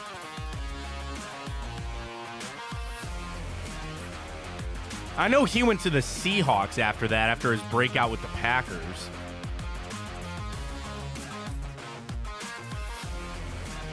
Damn, he would have worked Raiders Green Bay too. Matt Flynn. Man. Matt Flynn, yeah. Like, I'm thinking, did Jacoby Myers ever play for the Dolphins? I don't think so. It sounds good. It sounds right. But I don't think so. One of the Pettises? Yeah, go back to those guys. I mean, we could try to rip Josh Johnson here, but I don't think... If I had to rip him somewhere, I would go Miami Raiders. Rip Josh Johnson. Rip him. It's our Hail Mary. No. All right. Call it for the day. I really want to get a Panthers Raider or Green Bay. Panthers Green Bay is... I can't... Give me someone that's... Like Randall Cobb? No, I don't think it is. Morgan Burnett. He came to the Browns from the Packers. I don't think there's any way. Whatever. Wait, yeah, just rip it because whatever. Morgan Burnett. I don't think that's gonna. Yeah. Damn, man. All right, go to those two. I want to see. I know there's a defensive back. Dolphins Raiders. Dolphins Raiders. Richie Incognito. Oh, yeah. I forgot about him. Yeah, man. We could have got that. Dante Culpepper. See, I wouldn't have gotten that. One for the Raiders and one for the Seahawks. Okay, yeah. So, okay. People like that we're talking about. Yeah. Kenyon Drake. I could have got that. I did not know that he was on the Raiders. Wow. Terry Robisky. I said that. Brandon Bolden. We should have got Richie Incognito. We should have gotten that. It's kind of a piece of crap. That's about it. All right. And then go back over Packers. Panthers. I know that there's somebody. There's a defensive player that I'm Reggie White. But, like, I didn't know he played a season for the Panthers. I didn't know. You know what I mean? I did know that. I should have known. I knew there was a defensive player. I was going to say this, but I thought I was going to sound stupid for some reason. Julius Peppers. I knew I didn't. That's our fault, too. Wow. Eric Metcalf. I would not have gotten that. Any other ones? No. I was going to say Julius Peppers, but I'm stupid. It happens. It happens. You know what else happens? Dane Brugler, 7-round mock draft. Let's get to it. Do you want to do the top? Do you even care at the top anymore? Just see what Dane thinks. Taylor says she would follow me. Or I don't know. Sorry if it's a guy or a girl. Taylor's the unisex name. I Okay. would follow you, but I don't have Twitter. LOL. It's okay. That's okay. Did you get your 1,000 Oh, followers? Charles was screaming Julius Peppers. I'm sorry, Charles. Damn, man, I'm sorry. We should have gotten that. I know. I was going to say I didn't want to sound dumb. No, that's all right. That's all right. I feel like we're coming back around. We're getting a little bit better. I don't know. We'll see. 7-round mock, Dane Brugler, Caleb Williams, Jaden Daniels, Drake May. Minnesota trades to 4 for J.J. McCarthy. Arizona trades to 5. They take Marvin Harrison. Malik Neighbors goes 6. Joe Alt 7. Whatever. Here's your interest for the Cleveland Browns. First off, I hate to tell you, Ryan, your guy Ladd McConkey, he goes 33 to the Panthers. Sorry, Matt. I just hit 1,000. Yeah, let's go. Thank you. Who was the follow? Browns fan at diehard fan only. Thank you. Hey, there we go. Thank you for watching. Thank you for following Ryan. He's at. How does the K look? Does it look beautiful? Doesn't it look good? So good. Doesn't it look good? It looks so good. I'm trending under 20. I was over 20 for a little while. I'm back under, so I got to get back to 20. Beautiful. K looks good on young Ryan Tyler, 33. Congratulations. Big Thank day you. for us. Thank Ryan you. got it there. So the good news or the bad news is Ladd McConkey is gone and Dane Brugler's mock. Here are the receivers gone. Adonai Mitchell. Here's an interesting one, though. He does have Michael Penix going in the first round. So that, I think, helps the Browns. To who? He's got Raiders? The Raiders. Yeah, the Raiders trade up to go take Michael Penix in the first round. Here's your second-round receivers off the board. Dane Brugler's mock. Ladd McConkey off 33. Keon Coleman goes 37. Xavier Worthy goes 45. Ricky Pearsall goes 46. Troy Franklin goes 48. Rome Wilson goes 51. So you get to 54. Here are your receivers left on the board. Xavier Legette. Let me get down to round 3, too. Wait, where'd Ladd go? Ladd went 33. Dan has Malachi Corley going in the 3rd round. Wow. And the Browns don't take him with Jalen Polk. 54 overall. Cleveland Browns select Mason Smith, defensive tackle, LSU. He writes, teams want a 6'5", 300-plus pound in the trenches. Those D-line types are in short supply in this draft class, which will help push Smith up the board. With his age and his talent, the LSU product makes sense for Cleveland, and as it looks to add depth on the defensive line. No receiver for the Browns at 54. I don't know if I like that. I'm going to run through every pick. I do love how Dane does this. He just gives you every single pick for a team in like a nice, concise way. Mason Smith, D tackle, LSU in the 2nd round. 85 in the 3rd round, Kieran Amajde, offensive tackle, Yale. 5th round, Taj Washington, wide receiver, USC. 6th round, J.D. Bertrand, linebacker, Notre Dame. 7th round, Isaiah Davis, running back, South Dakota State. And Javon Cohen, guard, out of Miami. So you would have 2 offensive linemen, a wide receiver, running back, linebacker, defensive tackle as your draft haul. I don't like them passing on Malachi I Corley, don't either. obviously, but Don't outside of that, I like the way they attacked each position. I love getting a linebacker. I'm all fine with getting a running back if it's later. It's later, and again, it's the 227. And pick, I would like a tackle, whether it's defensive or offensive. I want an offensive more, especially as I'm not putting a D tackle on my 54. Yeah. I think that's too early. Obviously, that's all based on who's there, but I'd give that a really good draft grade outside of passing on Malachi Corley. Yeah, that would probably be my biggest issue with it. And again, he's got Malachi Corley slipping to the 3rd round. I would go back up. Like, if I was the Browns and he's sitting there, I'm all for moving back up to try to go get him. I'm down in the D tackle position. I don't know. I think you have your guys. Now, the thing is, you maybe not have a future, but like you just drafted Siaki Ika. Why is he not playing? Why did he not play at all last year? I know there was a weight thing. They were trying to get his weight down. Maybe they just missed on that. Like, if you're already jettisoning off of that, and year after year, the Browns just keep finding these 1-year veteran guys in the D tackle. Just keep doing that. Why don't you just keep doing that? I'm out on the draft pick of the D tackle. Yeah, I respectfully disagree with Dane Brugler, who I respect a lot. You got Dalvin Tomlinson, Shelby Harris, Maurice Hurst, Siaki Ika, the one, what's his name? Jefferson or whatever from the Jets? Yeah, Quentin Jefferson, Yeah, like, I mean, that's 5. There's your guy. To your point, you would have to because he's a 3rd round or 2nd round pick. I think they're missing bad on that. Because the other thing, you talk about who you're going to knock off the 53, right? I say the same thing about wide receiver. If I'm sitting here banging the drum for Malachi Corley dude, that tells me that David Bell's not going to make this team. You're not going to carry that many receivers. Which is fine. That's what happens, man. I guess. But the same thing for the D tackle position. I get it. And the only other thing that I maybe don't like about Dane's write-up is he said that this draft class for the D tackles are void of these just massive hulking guys, so he pushes up. So is Mason Smith really just like a 4th round guy? You're going to take him in the 2nd round? I'd actually rather have offensive line.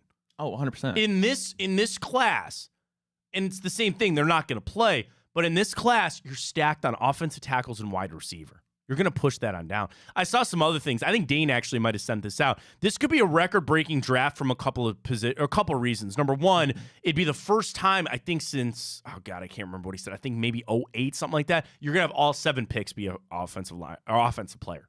And in fact, there's a good world that maybe the top 10. Dallas Turner's their first defensive player coming off the board at Alabama.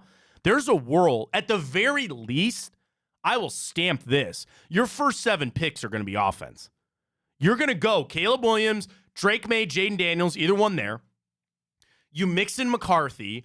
They're taking Marvin Harrison. Then they're going to take Malik Neighbors, and then Joe Alt's going to go. First 7 picks are going to be all offense. And then I've also seen some numbers that in the 32 first picks, you might have a 21-11 skid or difference of defense versus offense. 21 potential offensive players in the first round to just 11 defensive ones. I mean, that makes you think. It's not really that surprising. I go back to college last year. I mean, who would you even say was the best defensive player in college last year? You know what I mean? There's no Aiden Hutchinson. Right, there's no Jadeveon Clowney. Right. There's no Myles Garrett.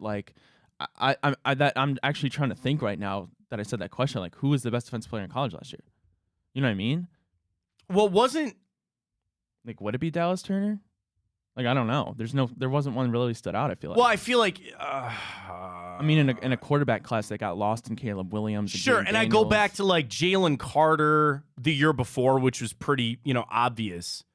Wasn't there a guy that they thought hang on, Peyton Wilson? I'm looking at the awards. The best defensive player, which these awards don't mean very much because there's guys that win this award and go in the 7th round or whatever. NC State linebacker Peyton Wilson won the Bednarik Award for the best defensive player in football. Xavier Watts, the safety out of Notre Dame, was the best defensive Bronco Nagurski winner on that. But you're right. I can't think of many good defensive players that were football. That's what I'm saying. Here, hang on. College Football Ranked, they did their top 100 players of last season. Jane Daniels, Michael Penix, Marvin Harrison, Bo Nix, Brock Bowers, Malik Neighbors, Rome. Dallas Turner was 8. Okay, so I guess maybe he is the best player. Peyton Wilson, the linebacker. Oh, that Latu guy out of UCLA, because he's going to be a first-round pick, that defensive line. Latu, whatever his name is. How about Cooper DeJean? It's a lot of name on him because he's a white guy playing white corner. Boy, yeah. So I get that. They had Tavondre Sweat on this list, but obviously that might not happen. You're right. You didn't have a Jadeveon Clowney in this draft. You didn't have somebody that you just knew was some game wrecker on defense, and that's probably why the skew is the way that it is. But again, with how the games are going, with how it's getting played, it's always going to skew offense. Let's go back to the face mask, man. I am just basking in this glory. Can you pull it up real quick? They have a bunch of pictures. Brown sent it out. Could you pull a picture up to show everybody, please? I'm sure Thank I can you. do that. Quickly. Thank you. Looks so good. They got Nick Chubb to take the pictures, man. The white face masks look so good, buddy.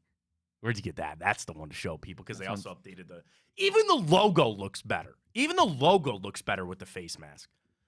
I get that they tried some things. I understand that they wanted it's simple. Don't touch it. Don't touch it. Don't leave. You do not need to do anything. You're going to sell plenty of jerseys. The logo looks better. Everything looks better with this white face mask. There it is. Do you see it? There it is, Nick Chubb. Yes. Looks, doesn't it? It just makes the orange pop. It looks like he wants to run for 1,200 yards next year. He probably will. Even in 15 or in 13 games or whatever it's going to be. He's going to do it. If he's on the pup, you got to miss the first four. First four. If that actually happens. But look at it. Does not the orange, especially with the stripe, and they're going to go back to the gloss finish, not that matte crap. For some reason, the NFL got really into when they got all their military stuff, they went with a lot of matte, and they didn't want the shine on it necessarily. They wanted all these matte colors. Go back to that, man. It's so much better. It looks so good. It's great. I love it. Good news from the Browns. They went back to it. And again, I hope they don't change it. I really hope they keep it that way for quite some time. All right, you want to catch a break? You want to talk about the boost? Break, then boost. All right, after the break, we'll come back. We'll tell you what our boost is for tonight. We'll jump into timeout. We'll get you geared up for your Wednesday as well. Stay with us. Fontana Show right here on Big Play. Well, how do they know I'm doing this? Did somebody leak this out? It's social media. Oh. It's just that's the way social media works now. I thought maybe you were just running that yep.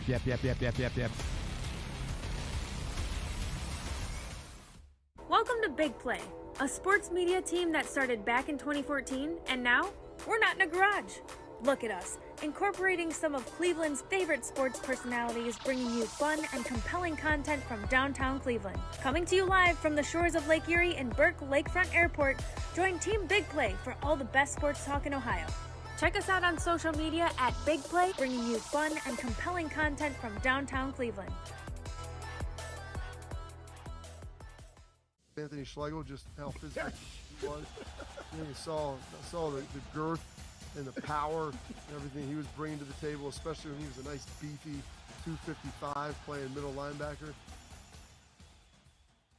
We were called soft last year. You don't want to be soft, especially when you come to the playoffs. So that's going to be a process throughout this season of establishing us as a harder team here in the How does an Ohioan build the perfect parlay? Who's got something? Big guys looking for long odds. The kids in Columbus are covering better than anyone. And at even odds. If it's even, I'm leaving. Listen, our championship DVD starts today. All right? Dude, I just got an invite to a Cincy playoff watch party. Shut up. Cincy, State, Cleveland, the perfect parlay. I'm a genius. For the best odds on Ohio sports, bet with your cojones. It is Spanish, dummy. Bet with Typical Sportsbook.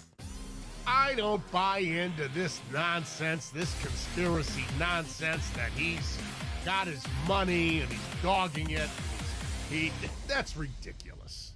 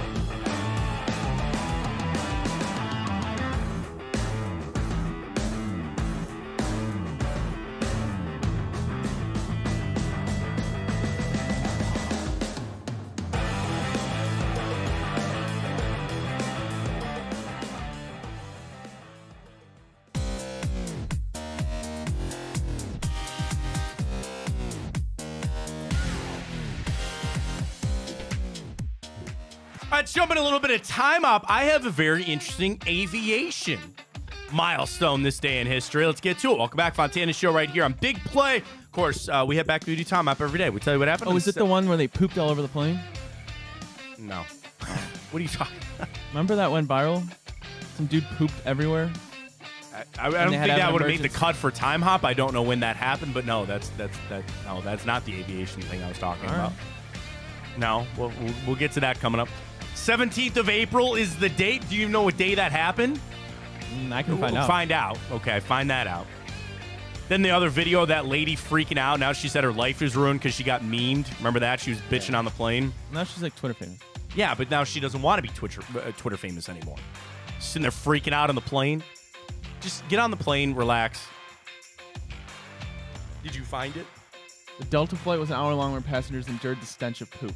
In a bizarre and stomach-turning incident, it was from Alabama to Atlanta. It was on Christmas Eve, too.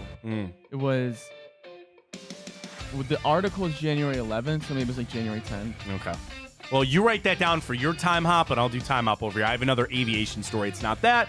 Let's head on back. Including 1 year ago today, Jalen Hurts and the Eagles agreed to a 5-year, $255 million deal. Now, I sent a tweet out what impact that could have on Lamar Jackson's deal, because let's not forget he hadn't signed his deal yet. You think they'll regret that deal with Jalen Hurts?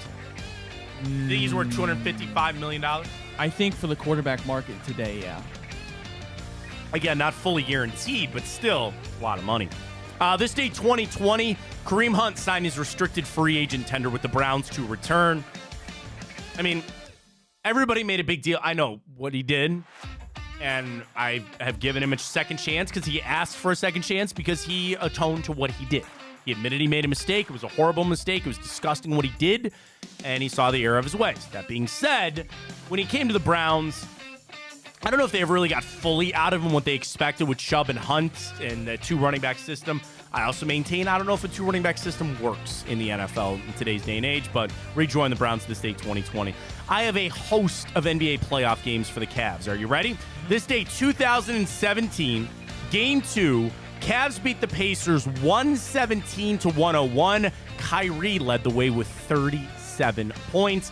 This day, 2016, Game 1 of the playoffs, Cavs beat the Pistons 106-101. Kyrie Irving had 31. LeBron chipped in 28. How anybody beat those two?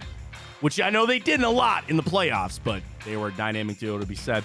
Also, this day, 2010, to the prior time with LeBron here. Cavs beat Chicago 95-83. Going back a little bit, this day, 2012, the Indians signed Johnny Damon to a minor league contract. That's a good one to remember for the Immaculate Grid. Not that we do baseball, but he played a lot of places, man. I mean, Cleveland, Detroit, Oakland, Kansas City, New York. Was he in LA at one point? I think so, yeah. He was all over the place, man. Johnny Damon.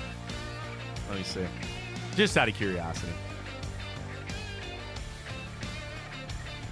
That's right, dude. Royals, Athletics, Boston, Yankees, Detroit, Tampa Bay, Cleveland. So he played 3 teams in the AL Central. Huh. Yeah, the only ones that he didn't play for were Chicago and Minnesota. Minnesota. 2-time All-Star, 2-time World Series champion, and he 2-time World Series champion. Did you know he led the league in stolen bases in 2000? Johnny Damon for you. Nice. Johnny Damon, there it is. We go back this day, 1999, the NFL Draft. Browns select Tim Couch, first overall. Other drafts for the Browns, Kevin Johnson, the wide receiver, Raheem Abdullah, Dalen McCutcheon, who I loved, cornerback. I think Colorado for Dalen McCutcheon, if I'm shooting around that. Darren Cheverine. No. He went to Colorado. Dalen McCutcheon went to USC. Southern California there for Dalen McCutcheon. Darren Cheverini and then Wally Rayner. All your draft picks for the Browns this day, 1999. I think Couch would have been something if he hadn't gotten hurt, broken leg, all that other kind of stuff. He didn't have an offensive line. I think the Browns made the right pick. You want to go back to the 1999 draft, see what we got there? Sure. So Tim Couch goes number 1 because the very famous debate was 3 quarterbacks went 1, 2, 3. You want to guess who the other 2 were? In 99. 99. because the debate was on. Most people were okay with the Browns selecting Tim Couch. Eagles selected Donovan McNabb, went 2. What team drafted 3? Cincinnati. I'd be really impressed if you got this. Cincinnati, 3rd overall pick, quarterback, 1999. Keely Smith. Yeah, never would have got that. Hall of Famer goes 4. Edgerrin James to the Colts. Ricky Williams goes 5. Because that was the draft that New Orleans gave everything up to go up and get him. Torrey Holt goes 6. Champ Bailey, Hall of Famer, goes 7. David Boston, 8. Dante Culpepper goes 11. Javon Curse, Damian Woody, 16, 17. Antoine Winfield Sr., 23. Hall of Famers out of this draft, Champ Bailey and Edgerrin James, at this point, are the only ones. Torrey Holman's going to go eventually. But again, I mentioned all the Browns picks there. This day, 1999. This day, 1970, Apollo 13 returned to Earth. That was the one that Ryan's not. They didn't land on the moon. That was the one they had the explosion on the oxygen tank and they had to come back. This day, 1964, the Ford Mustang debuted at the World's Fair. My dream car is a Mustang, not a 64 Mustang, but a 2012 Shelby GT500 Super Snake. Tesla Cybertruck. Is that what you want? Is this your dream car? No. Oh. What is your dream car? Do you have a dream car? No. No? Don't have one? I'm not a big car guy. I'm not a big car guy either, but Shelby GT500 Super Snake. Red black. I saw one online. It was like $80,000, and I joked to my wife. She's like, "That's because like her and I go back and forth." So we got a newer car after my car got sold. So I got an Explorer because it's the family, the family truckster, and I needed the 3rd row seating. I wanted a truck. But my brothers, I have 4 brothers. They all have trucks. I'm the only one that doesn't have a truck. So my wife all the time is like, "Well, if you really need a truck, you have plenty of options." I'm like, "Yeah, but there's little things. I need to go pick up mulch. I want to just put it in the bed of my truck." She goes, "You'd use it twice a year." So her and I went back and forth on a truck. She uttered the words, "I'd rather you just go buy that Mustang than buy a truck." I was like, "All right, then." Not that we have the money or looking for a house and all that kind of stuff, but the Ford Mustang debuted this thing. We got a little Browns news, nothing crazy. Okay, go ahead. They announced who's going to be announcing the Browns' 2nd pick of the draft. Oh yeah, they do that. They have the. Is it a? I'm assuming it's a player, former player. Yeah. Go ahead. Carl Nassib. Oh, good for Carl. The NFL's first openly gay player. Good for Carl. And now he's retired, I believe now, right? And Peggy Roshke of the Trevor Project. Sorry if I pronounced that wrong. Good for Carl, man. Well, tell me you don't think about his financial advice from Hard Knocks. You just take this money, and then you got this, and everybody's like, "Find me that, Carl." I would give Carl Nassib $40,000 if I could get the return that he was talking about. Good for Carl. That's awesome. Good for him for announcing on that. All right, we continue on. This day, 1964. Here is the aviation one that I was talking about. Jerry Mock of Bexley, Ohio. This day, 1964, became the first woman to fly solo around the world. Her plane was the Spirit of Columbus. It was a 23,000-mile journey that started on March 19th. Over 29 days and 21 stops, she landed back in Columbus this day, 1964, to complete the first woman's solo trip around the world. It'd be cool to say you've been around the world. I know, but it's like, imagine 1964 in that plane. You know how boring that must have been? Oh, yeah. All day just sitting there. I mean, maybe a radio. I don't know. That takes a lot of perseverance. So congratulations to her this day, 1964. This day, 1960, you know the curse of Rocky Colavito? Sounds familiar. They traded him to the Tigers this day. Now, this is not the trade that triggered the curse of Rocky Colavito. They actually got him back and then traded him away again. But it happened this day, 1960. One of the best ever. Well, really, I'll tell you 2 here that the best to ever do it made their debut. This day, 1955, Roberto Clemente. And this day, 1951, Mickey Mantle. Each made their MLB debuts 4 years apart. Fenway Park opened this day, 1934. Been to it, paid $40 on an off day to take a tour. They make more money on an off day than the Guardians do on a Tuesday night. It's kind of sad when you think about it from that standpoint. Very happy birthday goes out to Dwayne Casey, Boomer Esiason, Marquise Grissom, Tony Baselli, Jennifer Garner, Victoria Beckham, Rowdy Roddy Piper, Redman, and I was just listening to some Tool this morning. Maynard Keenan of Tool in a Perfect Circle, all celebrating birthdays today. All right, I got one television show for you that you got to guess on today. This day, 2011, a very famous show that people got upset on how it ended. 2011, they got upset how it ended. Oh, Game of Thrones. Game of Thrones is correct. Don't spoil it, please. I've not watched a second. I've only watched the first. I probably actually won't ever watch it.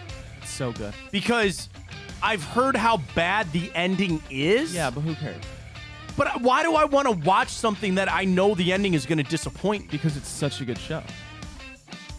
It's the one, like, it's the only show where it's one of the only shows ever. It's one of the only shows ever that I've genuinely felt enraged by a character. Like, I wanted to physically hurt them.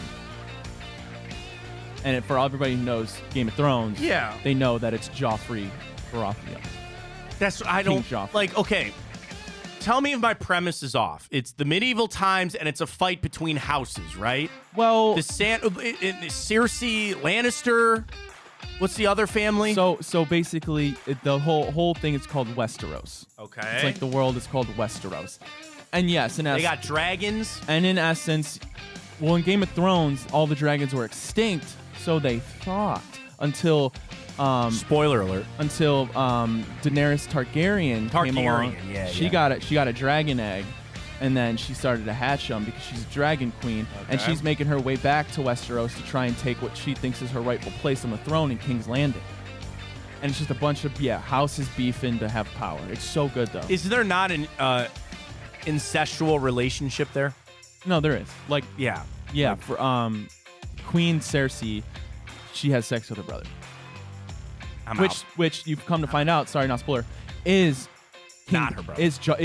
And their son is King Joffrey, who they don't know was a product of incest. They thought it was the former King Baratheon's son. So now you're just spoiling. I'll tell you everything that you said there. I'm out. I'm out. No.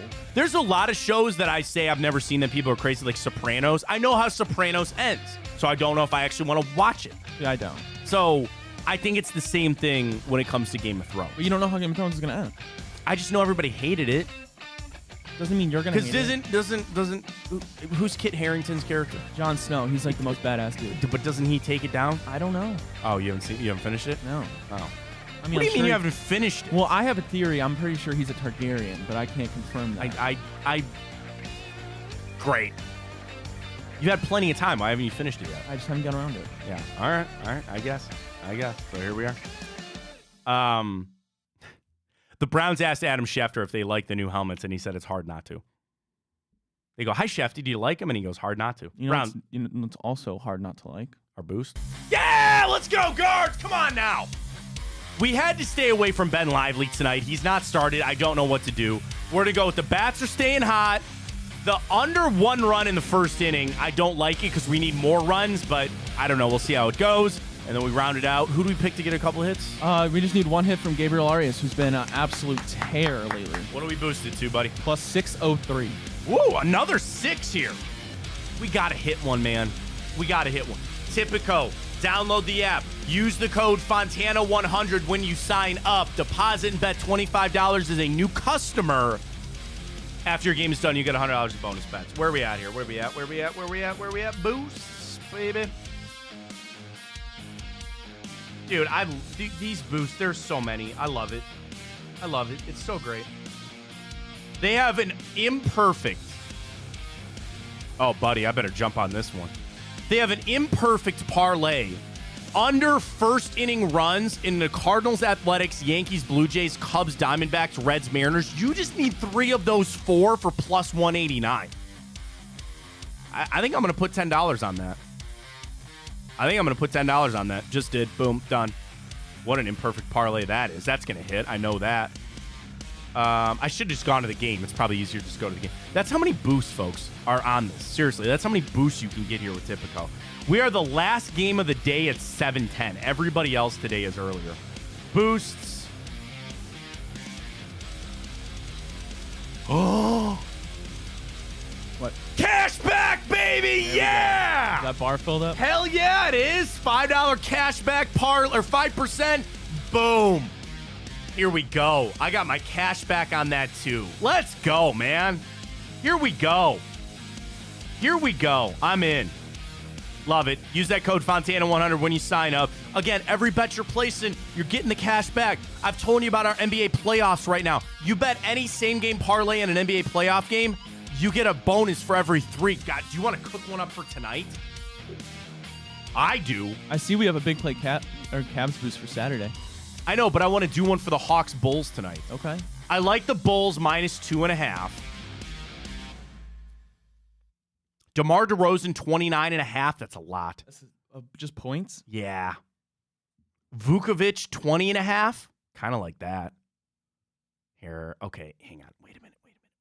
Trae Young's going to score 20 tonight, right? Give me that. Give me that. Give me that. Give me that. Give me. Give me some rebounds here. 6 rebounds for... That's tough, man. DeAndre Hunter, 6. What about assists? Can I get 4 assists from Kobe White? All right. Little 3-leg for me here. Give me one more.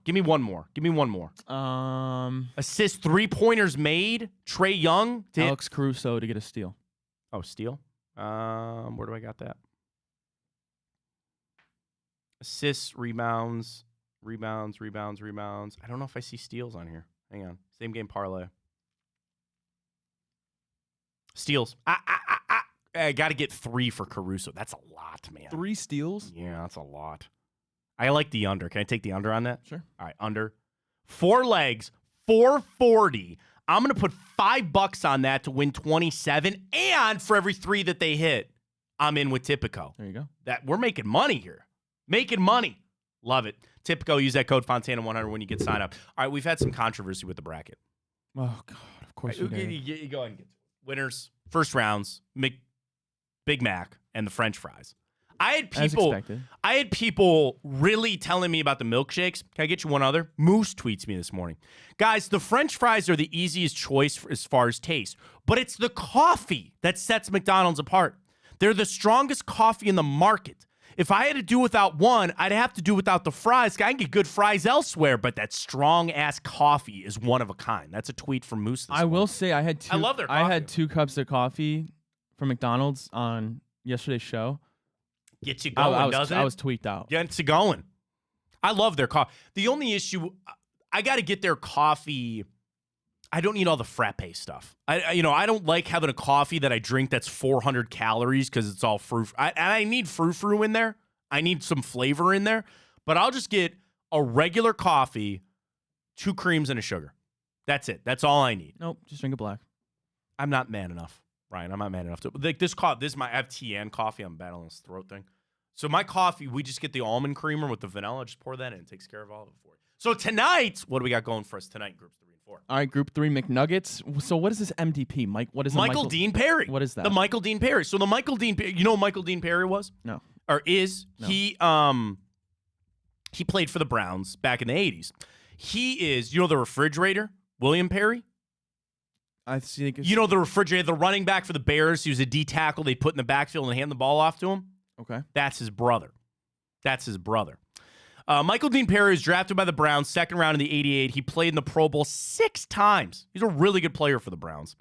And he also had a McDonald's sandwich named after him. It was only in the Cleveland area, but it was tell me this isn't great. It was a double cheeseburger. They added an extra patty and bacon. So a triple cheeseburger with the bacon was the Michael Dean Perry. Sounds like heart disease. What isn't at McDonald's, though? That's what the Michael Dean Perry was. He had commercials. It's $1.99. The MDP. Triple cheeseburger with bacon.